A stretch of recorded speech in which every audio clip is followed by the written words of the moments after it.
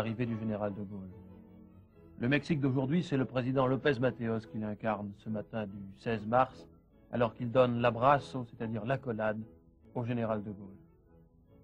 Dans les rues de Mexico, sur le boulevard périphérique d'abord, sur l'avenue du 20 novembre ensuite, qui rappelle la révolution de 1910, bref, sur les 8 kilomètres qui séparent l'aéroport de la place centrale de Mexico, appelé le Zócalo, ce n'est qu'une succession de guirlandes, de drapeaux, de ballonnets, de confettis, bleu, blanc, rouge, et aussi vert, blanc, rouge, les couleurs mexicaines. Ce n'est qu'une succession de témoignages d'enthousiasme et d'amitié de la part de 800 000 personnes groupées de part et d'autre d'une voie triomphale qui aboutit au cœur de la capitale.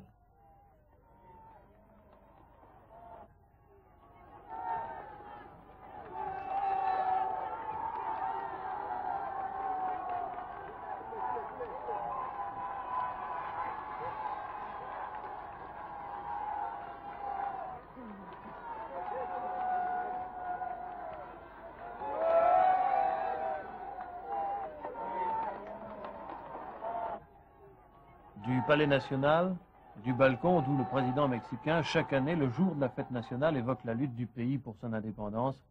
Un chef d'État étranger va parler pour la première fois. Le président López Mateos le présente à la foule. Mexicanos, el señor general Charles de Gaulle.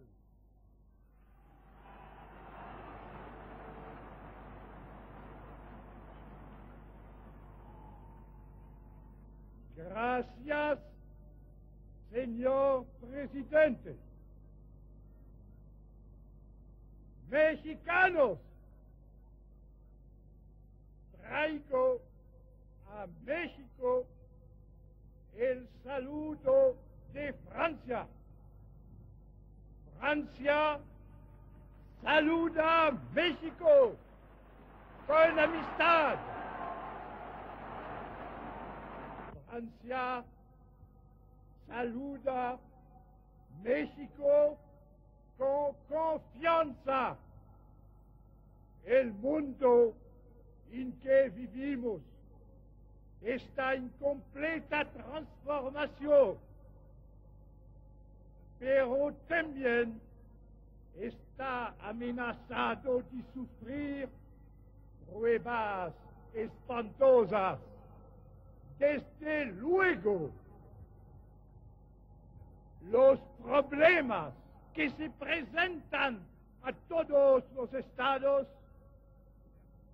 se llaman el progreso y la paz. Para resolverlo. La substance de cette allocution, tous les États doivent résoudre le problème de la paix et être en progrès constant. Pour cela, rien de plus important que la coopération de deux pays comme les nôtres, qui hier écoutèrent le même idéal, qui suivent aujourd'hui le même chemin et qui demain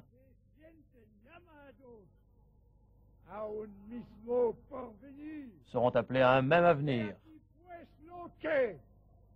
El pueblo francés propone al pueblo mexicano, marchemos la mano en la mano y viva México. Perfecto, mi general, perfecto. Perfecto.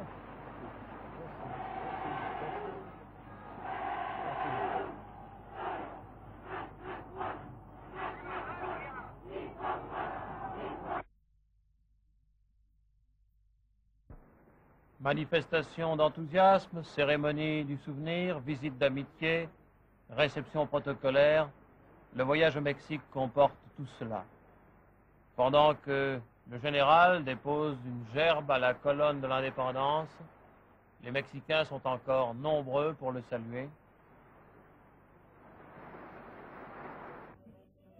Et Madame de Gaulle visite une école où les petites filles ont appris à cette occasion de vieilles chansons françaises et où même certaines d'entre elles ont chaussé des sabots.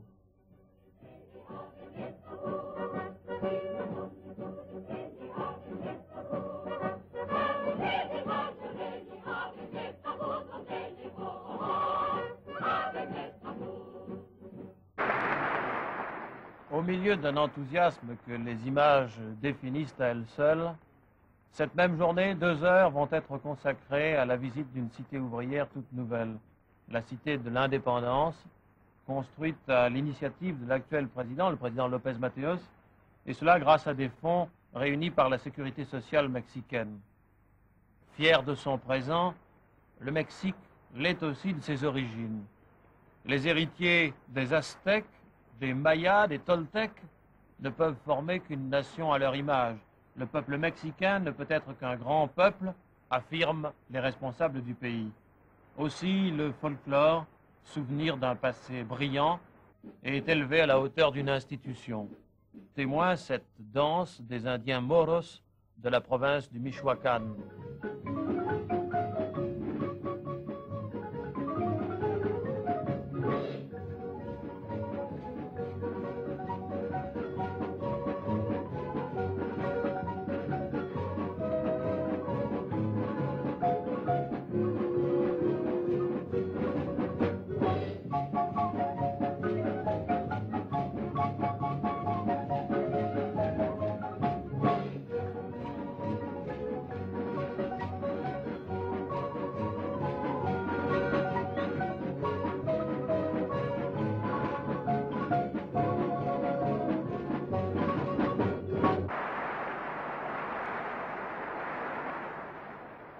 Plus solennelle, plus classique, mais non moins émouvante, la réception à la Chambre des députés devant les 176 élus des 32 États et territoires qui forment le Mexique.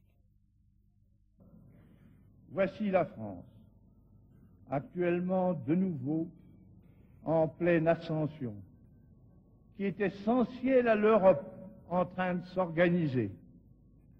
La France qui n'attend la paix et l'équilibre du monde, qui attend la paix et l'équilibre du monde, non point des surenchères idéologiques dont se couvrent les candidatures à la domination, mais qui les attend de la personnalité et de la responsabilité des États.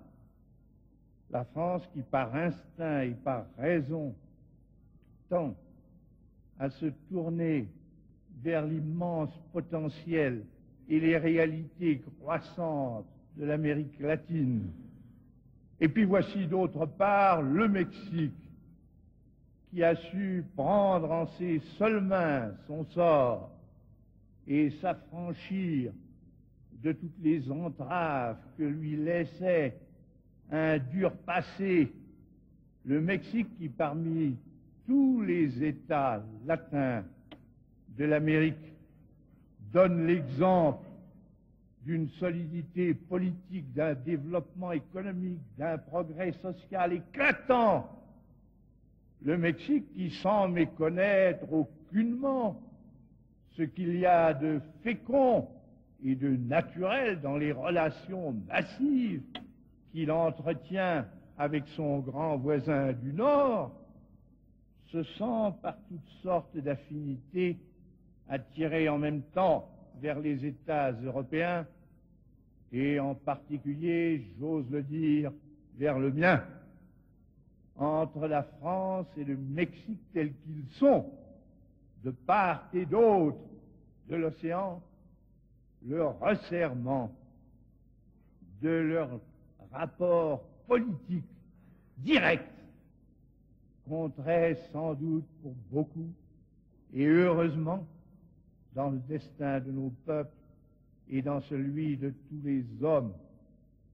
Le président López Mateos a dit un jour: hagamos del mar a camino de la libertad, la paz y la esperanza humana. Mesdames, Messieurs les sénateurs, Mesdames, Messieurs les députés, c'est parce que nous y sommes, vous et nous, désormais tout disposés, que la cérémonie d'aujourd'hui revêt son caractère imposant. Au nom de la France, je vous en remercie.